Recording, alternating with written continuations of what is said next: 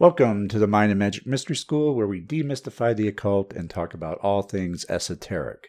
Today we're going to talk a little bit about the demons of the Ars Goetia, because according to the analytics, people like it when I talk about such things. So let's get into it.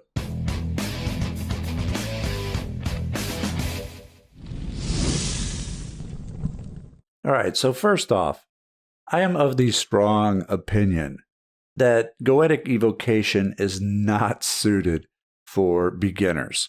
And I want to say it up front because there's a reason that I don't go into these things all that often.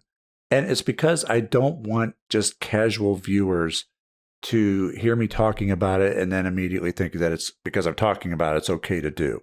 Evocation is one of the goals of a magician to work towards. And it's the initiation process that's helping condition you to evoke. It's part of your training. So I would not recommend anyone without occult or magical knowledge to even attempt evocation, especially when it concerns rebellious spirits such as the goetic spirits. Evocation is one of the few areas of magic where one can get themselves in trouble, and especially with spirits classified as demons. Now, you will hear a lot of people say in books and elsewhere that, well, they're not really demons, they're just rebellious spirits, as I even described them before. Because it's true, but you have to think, what is a demon? Well, it's a spirit, or rather angel, who rebelled against God, the Most High, according to all the stories. And so now think whose authority that you represent when you're inside the circle, commanding them.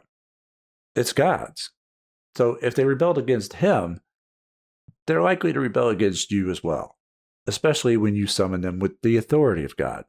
So understand that evocation and goetic operations are advanced. They're not meant for beginners. And if you perform the evocation by the book, that is the Lesser Key of Solomon, as it was written and intended, there are layers upon layers of requirements to be able to successfully evoke. If you get something wrong, at best, nothing will happen. And at worst, things can go pretty badly for you. And a lot of that has to do with the spirit that you're trying to summon. Not all goetic spirits are equal. They all have ranks. They all have different personalities and temperaments. Now, with full transparency, I have not summoned all 72 goetic spirits. I'm just not that needy, and have managed to avoid some of the nastier reported spirits, as I've had no need for what their office provides. Each spirit has an office or area of expertise, and they will not perform tasks that fall outside of that. Which leads us to the next point concerning goetic spirits, and that is not to evoke them without good reason. And that good reason must fall within their office, within their area of expertise. Okay, and I've covered all of this in the Laws of Magic Volume 2. So I'm not going to go too in-depth with that here. Just know that you don't want to summon spirits just for the heck of it. You should actually have a reason. And if you want to know more about the laws concerning evocation, then check out the Laws of Magic Volume 2, and I'll even knock 25% off the subscription. For this video only, use the code Goetia when checking out. Many of the laws of magic in Volume 2 have to deal with evocation specifically. That said, you've gotten your initiation, you have your training completed, you have gathered all of the implements that you need, you've constructed your magic circle, you've fasted, you've done everything that you need to do to prepare for a goetic operation. The only remaining question is, should you do it? This is going to be the part where a lot of people's opinions and mine are going to differ. Because I am of the opinion that you shouldn't do a goetic operation unless there's no other way to accomplish what you need to accomplish magically by any other means. Goetic operations, to me, are a last resort. And I know many people are going to disagree with that, because there are usually many ways to achieve what you want to achieve magically. Most times there's really not a need for evocation. And where are you going to be performing the operation? Is it going to be in your home? Do you really want to be summoning rebellious spirits of immense power into your home? I know a lot of people view the demons as their friends, especially if they evoke the same ones over and over. They kind of develop a relationship with the spirit. I would advise caution with that because these spirits do have an agenda that supersedes your relationship with them. No matter how cordial or polite they may be, which many of them are. I had done a previous video on Are Demons Your Friends? And my position has always been that even though they're performing tasks for you and doing things for you, they're not truly your friend. They do these things for you because you outrank them when you stand inside the circle with the authority of God. And yes, I know there are many occultists and books that are going to say that you don't need to evoke by the book. There are shortcuts. You don't need all the restraints. You don't need to threaten the spirits. And I'm not going to say that that's not going to work. You may get to be friendly with the spirit and it's doing things for you all the time without having to threaten the curses or a formal address or dismissal of the spirits. You may get away with that. But in those cases, I would argue that perhaps you're asking for things for the wrong reasons. Because these things don't exist for the benefit of humanity. Because if you know the lore, where King Solomon, the wisest king who has ever lived, far wiser than you or I, trapped all 72 Goetic spirits into a brass vessel and left them imprisoned there. Now, why would he do that? Could it be that Solomon recognized that they were evil and that the world would be better off without them? Well, yeah.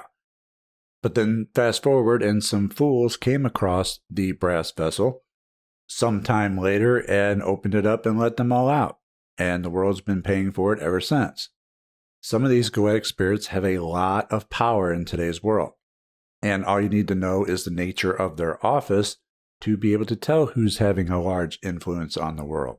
And I would seriously consider making the argument that if all 72 spirits could be contained in a brass vessel and imprisoned, as Solomon once did, that should be done again and rid humanity of them.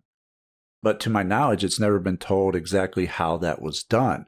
The greater curse of chains that you threaten the spirits with to comply is not an imprisonment. It's more of a torture.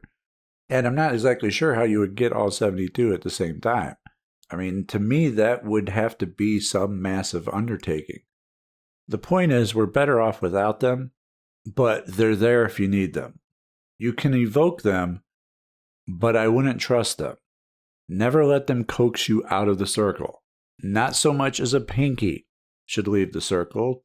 Don't be tricked. Don't be fooled. Now, the last thing I'll mention is that when it comes to evocation, Goetic or otherwise, this is one area of magic where studying really pays off, where forewarned is forearmed. And what I mean by that is, if you're planning on evoking a specific spirit, you need to study that specific spirit. You need to read other people's accounts with that spirit and study its personality, its likes, its dislikes, whether it's friendly or not. In other words, you need to know what you're calling up. You need to know what you're dealing with.